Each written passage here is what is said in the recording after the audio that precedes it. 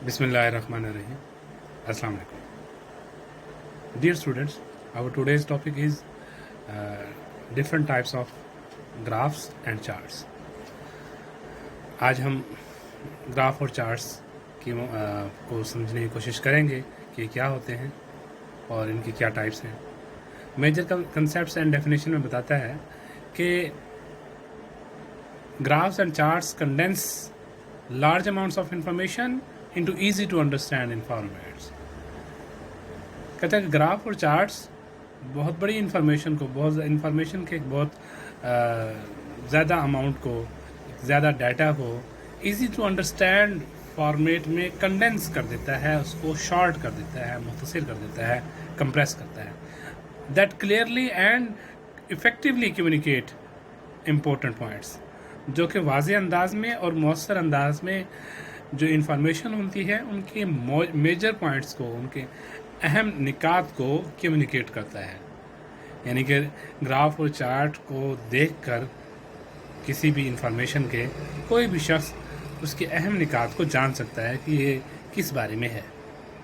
In selecting how best to present your data, think about the purpose of your graph or chart, what you want to present.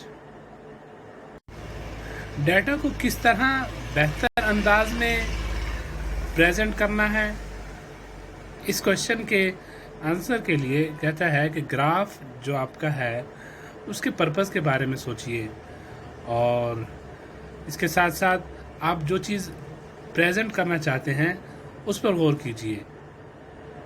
और फिर इसके साथ साथ कहता है then decide which variable you want to include and whether they should be expressed as frequencies, percentage और categories. और इसके साथ साथ कहता है कि कौन से वेरिएबल्स हैं जिनको आप इंक्लूड करना चाहते हैं. इन सब चीज़ों पर आपको गौर करना पड़ेगा. यानी कि ग्राफ और चार्ट्स के मुख्तलिफ इकसाम हैं, तो कौन सी किस्म आपके लिए ज़्यादा बेटर है ये डिपेंड करता है आपकी इंफॉर्मेशन पर. लिहाजा आपको अपनी इंफॉर्मेशन पर गौर करना पड़ेगा कौन से वेरिएबल आप यूज़ करना चाहते हैं. तो इस तरह आप आखिर में फिर सिलेक्ट कर सकते हैं कि अपने लिए जो आपके लिए सबसे बेहतरीन सूटेबल ग्राफ हो वो सिलेक्ट कर सकते हैं. सबसे पहली टाइप है line graphs. Line graphs converts data into points on a grid. Line graph data को, जो इंफॉर्मेशन है उनको पॉइंट की सूरत में जाहिर करता है एक लाइन पर, जैसा कि आपको यहाँ इस शक्ल में फिगर में नज़र आ रहा है. ये ग्राफ है पॉपुलेशन का, यूएसए की पॉपुलेशन का बिटवीन फ्रॉम 1910 टू 1980. ये पॉपुलेशन का एक ग्राफ दिखाया गया है. तो इस तरह ये जो हमें पॉइंट्स नज़र आ रहे हैं, ये पॉइंट्स पॉपुलेशन को शो कर रहे हैं. तो यूँ अहम निकात यहाँ पर पॉइंट्स के ज़रिए डाटा शो किया जाता है. These points are then connected to show a relationship among the items, dates and times. For example, कहते हैं कि ये पॉइंट्स जो कि अहम निकात को शो करते हैं, ये एक्चुअली रिलेशनशिप को जाहिर कर रहे होते हैं. कौन से रिलेशनशिप को? आइटम्स, डेट, टाइम्स वगैरह के रिलेशनशिप को. मिसाल के तौर पर उसने बताया है, यानी कि जो वेरिएबल आप यूज़ कर रहे हैं, जिन दो चीज़ों के बारे में, जिन दो मिकदारों पर आप वेरिएबल अपना ग्राफ बना रहे हैं, उन दोनों का रिलेशनशिप जाहिर करेगा. जिस तरह यहाँ हमारे सामने पॉपुलेशन और ईयर्स का ग्राफ है, तो उफ़क़ी सतह पर हॉरिजेंटली ईयर चल रहे हैं और वर्टिकली पॉपुलेशन है. तो इस तरह ये पॉइंट, पहला जो पॉइंट लेफ़्ट साइड पे हमें नज़र आ रहा है, जो कि 3 लाख पॉपुलेशन को शो कर रहा है. ना सिर्फ ये 3 लाख पॉपुलेशन को शो कर रहा है, बल्कि निचली साइड पे अगर हम देखें हॉरिजेंटल लाइन पर, ये 1910 को भी शो कर रहा है। मीन्स दैट कि 1910 में यूएसए की पॉपुलेशन 3 लाख थी, तो जो कि बाद में 1920 में जब हम आए तो वहाँ भी एक पॉइंट लगा हुआ है, और वो हम देखें पॉपुलेशन वाली साइड पे कि कौन सी पॉपुलेशन है, किस स्ट्रेंथ पर आ रहा है, तो ये तकरीबन 3 लाख और 2 लाख के दरमियान में, यानी कि 2.5 लाख पर है। तो 1920 में उनकी आबादी 3 लाख से कम होकर 2.5 लाख हो गई। और फिर 1930 की अगर हम बात करें तो 1930 में इसकी सीध में हम जो पॉइंट नज़र आ रहा है हमें, ये पॉइंट वर्टिकल लाइन में पॉपुलेशन को शो कर रहा है, जो कि 3 लाख और 4 लाख के माबैन है, इनके दरमियान है। तो यूँ तकरीबन 3.5 लाख आबादी को शो करता है ये 1930s वाली लाइन। और इसके साथ साथ 1940s में हम देखते हैं तो तब उनकी पॉपुलेशन क्या थी, तो उसी अंदाज में एक सीधी लकीर है जो कि जाहिर करती है कि पॉपुलेशन वही रही 1930 में भी 3.5 लाख के लगभग, 1940s में भी 3.5 लाख के लगभग, और 1950s में भी 3.5 लाख के लगभग रही।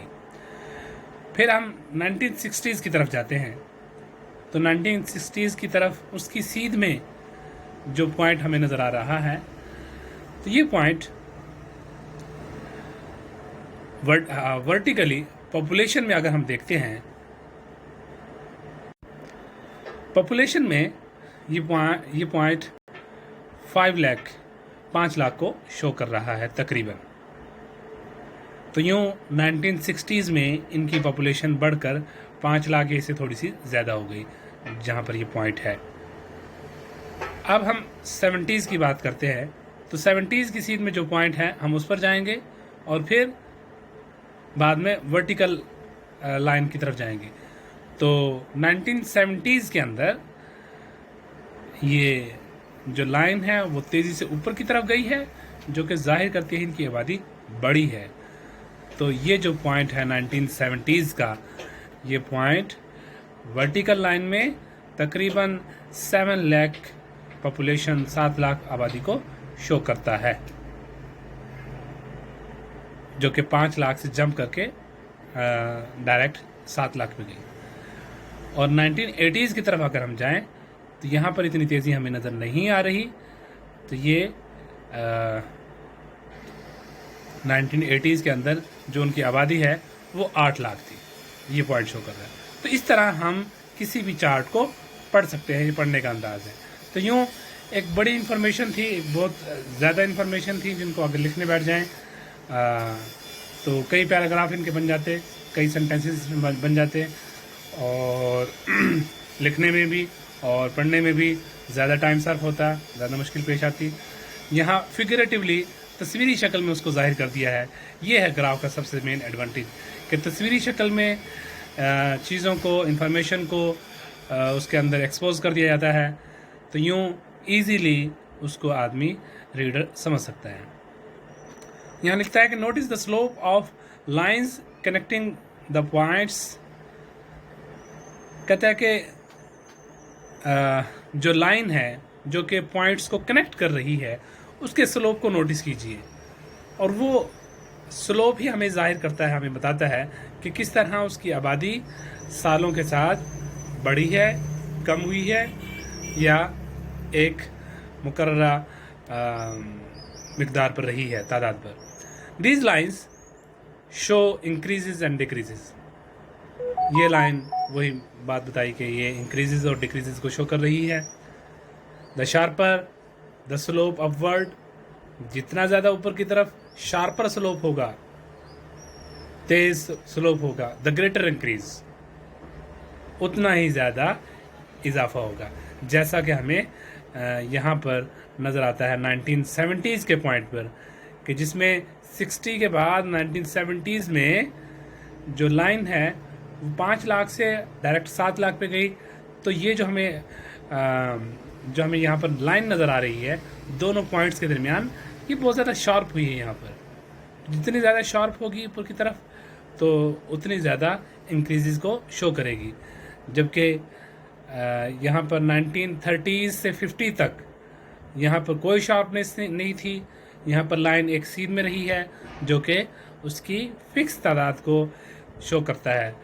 जबकि 1910 और 1920 के दरमियान जो लाइन आई है ये नीचे की तरफ आई है, जो कि हमें बताता है कि उनकी पॉपुलेशन कम हुई है।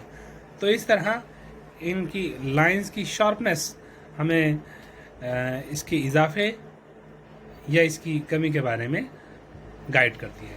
The sharper the slope downward, जितना ज़्यादा डाउनवर्ड की तरफ शार्पर होगा slope, the greater the decrease, उतना ही ज़्यादा डिक्रीज होगा। जिस तरह के हमें डिक्रीज ये नज़र आया है 1910 और 1920 के दरमियान। तो अगर ये लाइन ज़्यादा नीचे की तरफ आती, ज़्यादा शार्पर नीचे की तरफ स्लोप होता, फ़र्ज़ करें ये 1 लाख तक स्लोप होता नीचे की तरफ, 1 लाख वाला पॉइंट तक 1910 से 1920 के दरमियान, 1920 में 1 लाख तक, तो यूँ ये जाहिर करता कि लाइन मज़ीद नीचे की तरफ आके गिरती, तो ये जाहिर करता कि उनकी आबादी तेज़ी से कम हुई है। Line graphs can show trends or change in data over a period of time. Line graph एक वक़्त की एक मुद्दत के दरमियान, वक़्त की एक मुद्दत में किसी भी चीज़ की ट्रेंड को, उसकी तब्दीली को ज़ाहिर करते हैं कि उसमें तब्दीली कितनी आई है या उसका ट्रेंड किस तरफ है, आया उसका रुझान बढ़ने की तरफ है, कमी की तरफ है, या एक फ़िक्स जगह पे मौजूद है। तो इस ट्रेंड को या इस तब्दीली को ज़ाहिर करता है ये लाइन ग्राफ इसे कहते हैं। तो होपफुली आपको आज का हमारा लेक्चर अच्छी तरीके से समझ आ गया होगा। इंशाल्लाह नेक्स्ट लेक्चर में हम नेक्स्ट टॉपिक के साथ हाजिर होंगे। तब तक के लिए अल्लाह हाफिज़।